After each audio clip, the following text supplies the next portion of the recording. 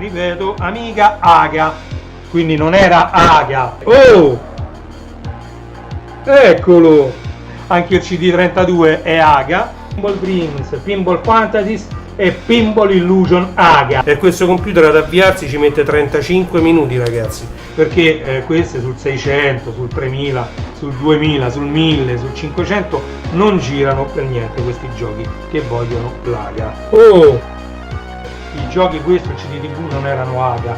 Non mi vorrei sbagliare, però aspettatemi che tanto ritornerò. Ok, Aga, ripetiamo, CD32 4000 e 1200. Aspettatemi che tanto ritornerò.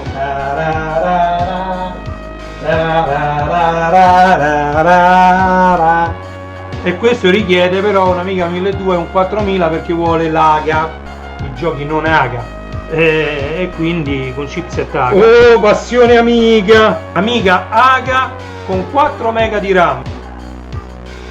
Aga, Aga. E poi addirittura con l'Amiga 1200 e 4000 Aga. Oh! Mentre sulle macchine reali bisogna dirlo che è Aga Advanced Graphics Architecture, chipset Aga, quindi Aga. Oh, l'Amiga Aga, craccati, come dice qua, craccati. Bellissima intervista con Michael Bergsten.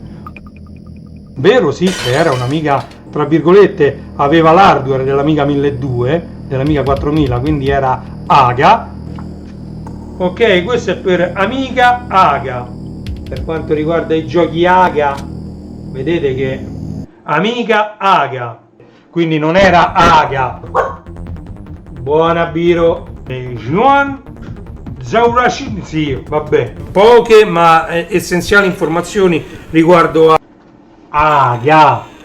Ma quando lo leggo io quel nome? Non so leggere manco il mio, dei nome, figuriamoci quello. Sono le 3 macchine della famiglia Amiga che hanno il chipset Aga. Xevious 1200 è Aga, questo però vuole l'Aga. mannaggia la mia memoria che se ne va al cinema, vabbè. Un movimento casuale, va di qua, va di là. Oh, il vicino non avrà le mie salsicce. Faceva schifo. Ma quello quando fa Aga, questo mi pare che Aga non uscì mai. Street Fighter 2 Aga. 1200 o un 4000 con processore Aga. Oh, Tarican 2 Aga. Tarican 2 Aga. Tarican 2 Aga. Stanno riuscendo in versione Aga un sacco di giochi che non uscirono per l'Advanced Graphic Adapter.